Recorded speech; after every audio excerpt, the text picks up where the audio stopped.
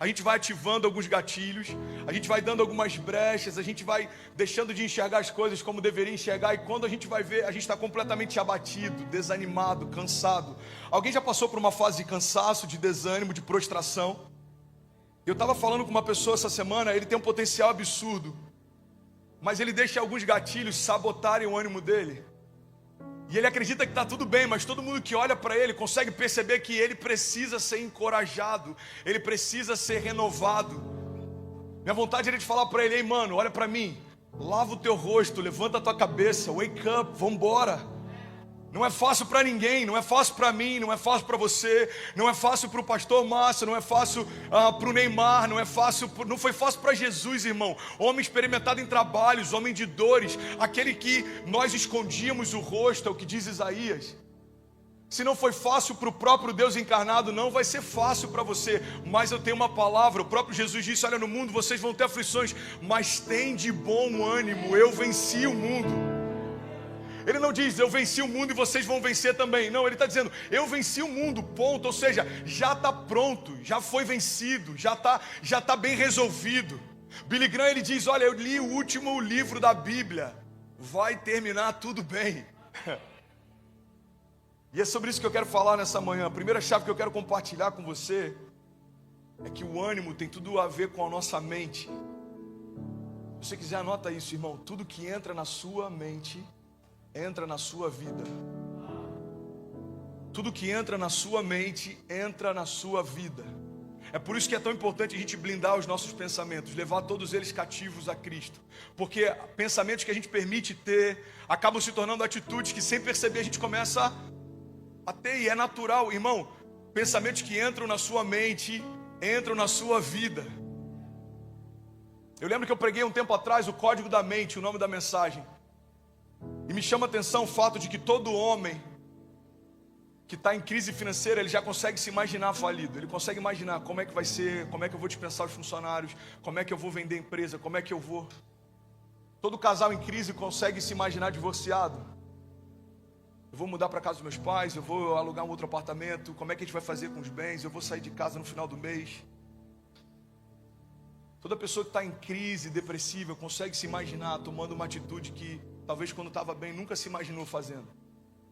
Eu vou desistir, eu vou parar, eu vou tirar minha própria vida. O que acontece, irmão, é que quando a gente começa a achar natural ter esses pensamentos, eles nos assustavam no início e depois de um tempo já começam a não nos assustar mais.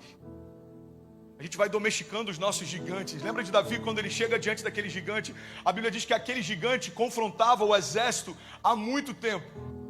Quando Davi chega lá, ele vai levar marmita para os irmãos dele, irmão. Davi não era para estar lá, Davi não era um soldado convocado para aquela batalha. Mas quando ele chega, ele vê o cenário, ele vê um exército de homens fortes, e ele vê um único homem amedrontando todos eles. É como se Davi falasse: gente, pelo amor de Deus, é sério que vocês não vão enfrentar esse gigante?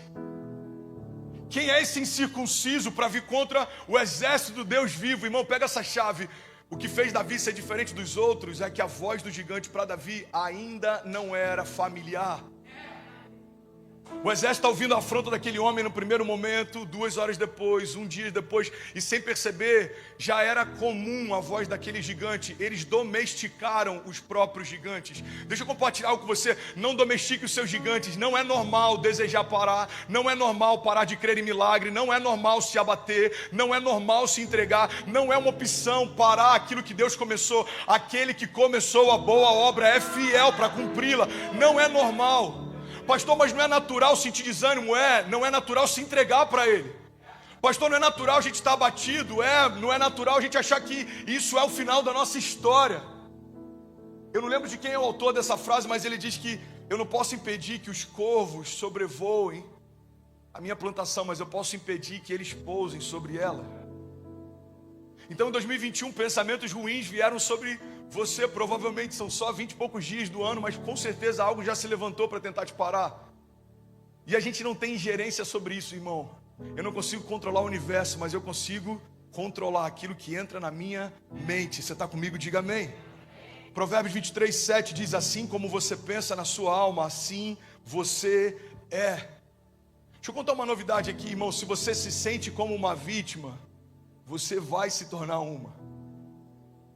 Eu acho que eu posso ser até um pouco mais direto. Se você se sente como uma vítima, você já se tornou uma. Você deve conhecer alguém que coloca a culpa em todo mundo. O problema do sistema, o problema da economia, o problema do presidente, o problema da vacina, o problema do comércio, o problema dos meus líderes, o problema da minha esposa. Não, irmão, o problema não é de ninguém, o problema é seu. Você precisa resolver, você precisa se resolver. Quando a gente começa a se sentir como uma vítima, a gente se torna uma. Eu almocei com um empresário essa semana, ele é um grande empresário, talvez um dos maiores empresários brasileiros aqui em Miami, no sul da Flórida. E ele estava me contando a história dele. O pai dele bem sucedido, eles tinham uma vida muito boa. Um belo dia o pai dele faz as malas e vai viajar negócios. E nunca mais voltou. Nunca mais voltou. Um dia ele está estudando na escola mais cara que existia, tendo as roupas mais caras que se podia comprar. 6 meses depois, a mãe está trabalhando como faxineira para ele continuar estudando na mesma escola. Eles estão morando de favor em casas separadas. E aí a pergunta é, o que ele fez?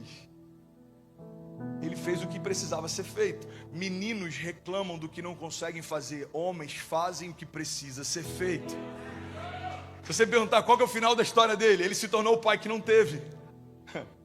Evangelho fala sobre novos começos. Não tem mais a ver com o pai que você teve, tem a ver com o pai que os seus filhos vão ter. Não tem mais a ver com o tipo de líder que você teve, irmão. Tem a ver com o tipo de líder que o teu liderado vai ter. A gente tem que parar de ficar reclamando do que a vida nos trouxe. E a gente tem que começar a governar sobre as tempestades e definir o que vai ser daqui em diante.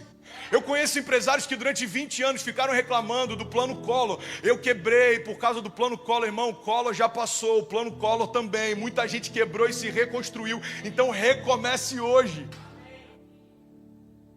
Recomece, irmão. Recomeça, reconstrói. Deixa Deus renovar você. Tem uma passagem na Bíblia, eu compartilhei com um amigo essa semana, que fala, a Bíblia dá instruções tão práticas. Até quando a gente for jejuar, a Bíblia diz o seguinte, quando você for jejuar, lava o teu rosto, para que ninguém te veja abatido. Porque se você receber dos homens a recompensa, não vai receber de Deus a recompensa. A Bíblia está dizendo em outras palavras o seguinte, se você ficar com autocomiseração, se vitimizando, o tapinha nas costas já é a tua recompensa. Não tem como eu fazer por você, se você já recebeu o que queria. Então você vai jejuar, você não está jejuando para ninguém, você está jejuando para você. Você vai buscar, você não está buscando para mostrar para ninguém, você está buscando para você. Irmão, você vai construir, você não precisa construir para mostrar para ninguém, você está construindo para você. Eu estou ocupado demais com a visão que Deus me deu para parar e tentar impressionar pessoas que estão ao meu redor. Essa é a história de Neemias. Neemias está reconstruindo o muro em dias que não conseguiram reconstruir em décadas. A Bíblia diz que envia então um mensageiro para dizer, ei, Neemias, vem para cá, vamos conversar. Ele fala, cara, eu não tenho tempo para conversar, porque eu estou ocupado demais com a visão que Deus me deu. 2021, irmão, se alguém tentar sentar para ficar chorando e lamentando, você precisa ser alguém que vai encorajar e falar, irmão, deixa eu te falar, 2020 já acabou, começou um ano novo e Deus está fazendo coisas novas. Faz sentido? Você está comigo? Amém? A gente vai precisar abrir